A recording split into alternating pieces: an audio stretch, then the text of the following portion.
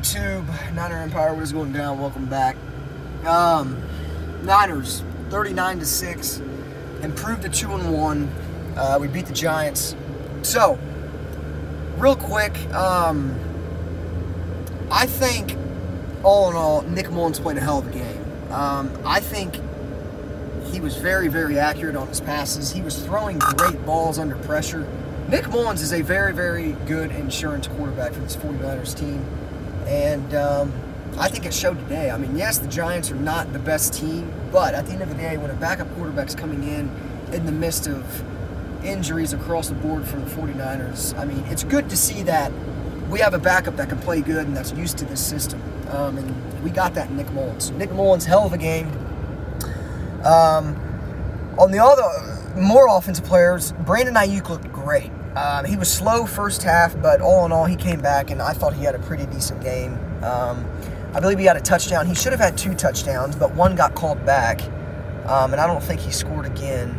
Correct me if I'm wrong, but I only think Brandon Ayuk had one touchdown, and it was on that sweep play that we ran a few times early in the game. So, yeah, I thought Brandon Ayuk played a hell of a game, and then Jeff Wilson Jr. started getting a lot of touches throughout the second half, and Jeff Wilson Jr.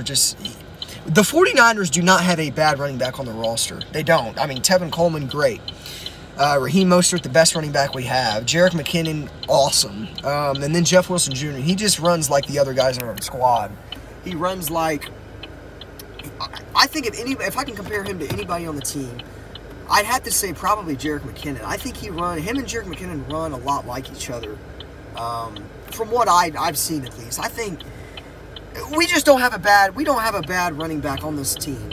It's as simple as that. But at the end of the day, I thought our offense was explosive. Now, we did get off to a little bit of a slow start in the first half.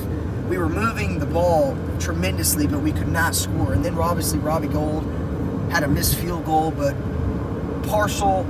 The reason why he missed that was on the long snapper, Kyle Nelson, which I don't know what was going on with Kyle Nelson today. He has not had a game like that ever.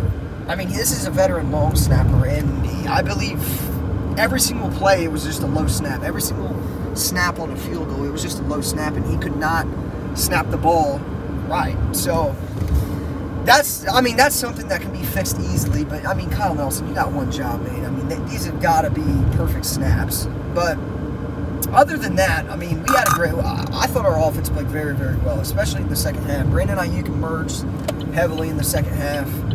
Jeff Wilson Jr. as well. Nick Mullins played a hell of a game all throughout. He was just very accurate on his passes. I believe 25 of 36. He had a touchdown pass, and then he eclipsed over 300 yards. So Nick Mullins played a hell of a game for this Niners team in the midst of Jimmy G getting injured. But, yeah, I mean, I think that our defense, on the defense side of the ball, Kerry Hyder Jr. had a hell of a game.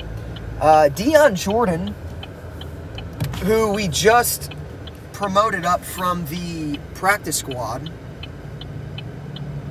Or no. Kerry Hyder. Yeah. Deion Jordan, we just promoted up to the practice squad. But Deion Jordan played well.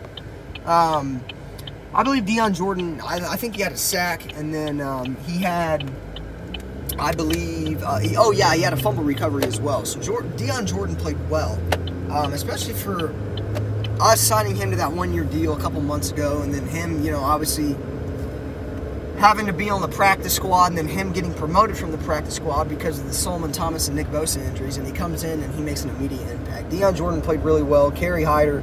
Zeke Ansah applied pressure as well. He didn't get to the quarterback, but that's going to come. Anytime, I mean, you're applying pressure like that, it's good for the other guys to get into sacks too. So, I think that Zeke Ansah will get his sacks. I mean, that's just going to come. It's just going to take a minute. But sacks come for any defensive lineman. So, yeah, Kerry Hyder, great game. Deion Jordan, great game.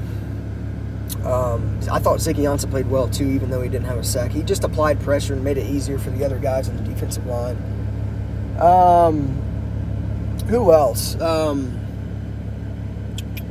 Jason Verrett. That's who else I want to talk about. Jason Verrett has battled through injuries since he left the Chargers. It's been a nonstop thing. I mean, he's dealt with injuries on the 49ers as well. But I think Jason Verrett, for the most part, looked very, very good. He played physical, very physical. He had multiple batted down balls. He had a tackle for loss on Golden Tate. He played very, very good today. And the best thing about that was that he came out of the game healthy. And you don't really necessarily always see that with Jason Verrett. So, yeah, I mean, Jason Verrett played a good game. Injury-wise, Jordan Reed went down in the first half. I believe it was like the second quarter on a Nick Mullins had threw him a ball, and the ball wasn't a bad placement. I got to give it to Nick Mullins because he's got to lead Jordan Reed on that play either way. But he threw him a ball, and it was a little bit overthrown. Jordan Reed tries to get his 2 feet in, but when he's going to get his second foot down, his left foot rolled, and he rolled his ankle, and he was ruled out for the rest of the game. So Jordan Reed was out, got injured, was out for the rest of the game. We had another injury too. Emmanuel Mosley got a concussion, which is really not good at all. But he has a concussion, and he ended up being ruled out after they did tests and confirmed it was a concussion. So other than that, I mean, we didn't have any other. I know that Jerick McKinnon left the game with an upper rib injury, but I don't think that's serious enough to where he's going to be questionable or anything like that. But yeah, I mean, other than that, the 49ers played a hell of a game. I thought we played very, very. We were definitely a better team in the second half, but I mean, at the end of the day, a win's a win. We absolutely demolished the Giants, 36-9.